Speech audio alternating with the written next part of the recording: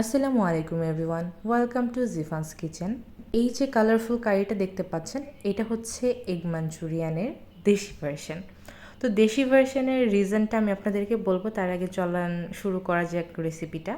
একটি বাটিতে আমি প্রথমে নিয়ে নিয়েছি 1/4 কাপ ময়দা, 2 টিস্পুন কর্নফ্লাওয়ার, স্বাদমতো লবণ এবং কিছুটা লাল মরিচের গুঁড়া। এটা আপনাদের ঝালের স্বাদ অনুযায়ী আপনারা নিয়ে নেবেন। এরপর আমি এখানে অ্যাড করে দিচ্ছি নর্মাল টেম্পারেচারের পানি। তো পানিটা আমি বুঝে বুঝে অ্যাড করব, প্রথমে একবারে ঢেলে দিবেন না, অল্প অল্প করে অ্যাড করে দেখবেন যে আপনার আসলে কতটুকু পানির প্রয়োজন এটার একটা সুন্দর কনসিস্টেন্সির ব্যাটার বানানোর জন্য। তো আমি একটু একটু করে পানি দিয়ে নেড়ে নিচ্ছিলাম আর দেখে নিচ্ছিলাম যে আমার ব্যাটারটা পারফেক্ট হয়েছে কি না। তো এইভাবে নাড়তে নাড়তে একটু সময় নিয়ে নাড়ার চেষ্টা করবেন যাতে ভিতরে কোনো লাম্পস না থাকে। তো এরকম একটা কনসিস্টেন্সি যখন হবে তখন বুঝবেন যে আপনার ব্যাটারটা রেডি। তো এরপর আমি 2টা ডিম সেদ্ধ করে নিয়েছিলাম। এরপর আমি ডিমগুলোকে সুন্দর করে 4 ভাগ করে কেটে নিয়েছি। যদিও আমারগুলো সুন্দর হয়নি, কারণ আমার ছুরিতে ধার কম ছিল, এই জন্য কাটাটা সুন্দর হয়নি। তারপরেও বোঝা যাচ্ছে আর কি। এরপর চুলায় প্যান গরম করে এর মধ্যে কিছুটা তেল নিয়ে নিয়েছি।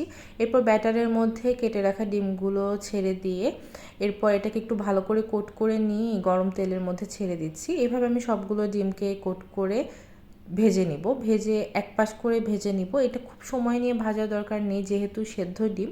বাইরের কোটিংটা মোটামুটি ফ্রাই হলেই হয়ে যাবে আর কি। তো এটাকে দেশি ভার্সন অফ চিকেন মাঞ্চুরিয়ান কেন বলছি, এটা তো নর্মালি মানে চাইনিজ আইটেম হিসেবে আমরা খেয়ে থাকি, বাট আমার হাজব্যান্ডের চাইনিজ ভার্সনটা দেখে তার খুব মনে হয়েছে এটাকে একটু দেশি স্টাইলে যেন আমি রান্না করে দিই।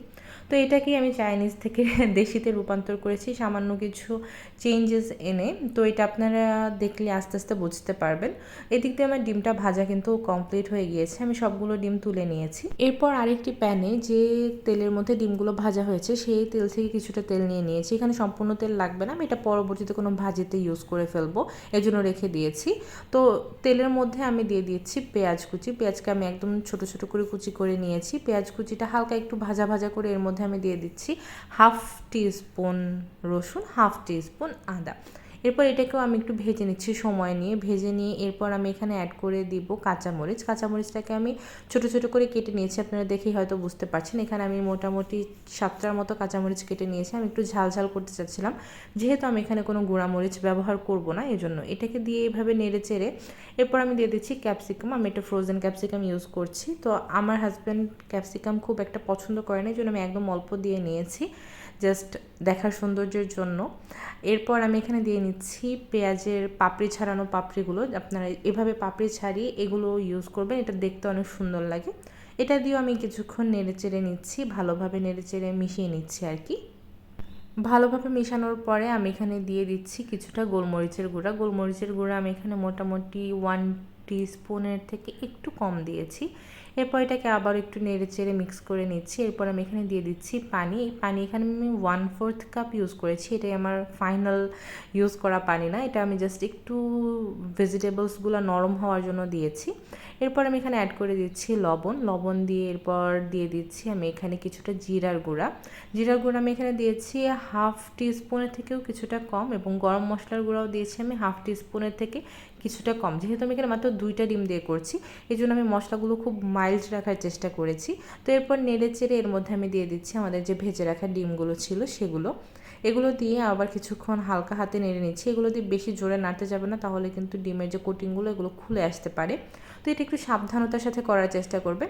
এরপর আমি আবারও দিয়ে দিচ্ছি পানি। পানি দিয়ে আমি একটু কিছুক্ষণ চুলায় রেখে দেবো। এটা কোনো ঢাকনা দেওয়ার কোনো প্রয়োজন নেই, খুব সময় নিয়ে রান্নারও প্রয়োজন নেই, এটা খুব শর্টকাট রান্না আর কি। এরপর আমি এর মধ্যে দিয়ে দিয়েছি সয়া সস, এবং লাস্টে আমি অ্যাড করে দিলাম কর্নফ্লাওয়ার দিয়ে গুলে রাখা পানি।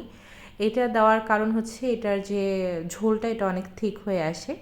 আর দেখেন আমার এটা কমপ্লিটলি ঠিক হয়ে গিয়েছে। এরপর আমি জাস্ট উপর দিয়ে কিছুটা ধনিয়া পাতা ছড়িয়ে দিয়েছি, এবং এটা আমার রেডি দেশি স্টাইলে এগ মাঞ্চুরিয়ান। নর্মালি যেটা আমরা চাইনিজ স্টাইলে খাই সেটাকে আমি দেশি একটা ভার্সন করেছি। আপনারা এইভাবে ট্রাই করে দেখতে পারেন, এটা ভাতের সাথে খেতে একদমই দারুণ লাগে। আপনারা অবশ্যই আমার এই রেসিপি ট্রাই করলে আমাকে জানাবেন যে আপনাদের কাছে এগ মাঞ্চুরিয়ানটা কেমন লেগেছে। Thank you.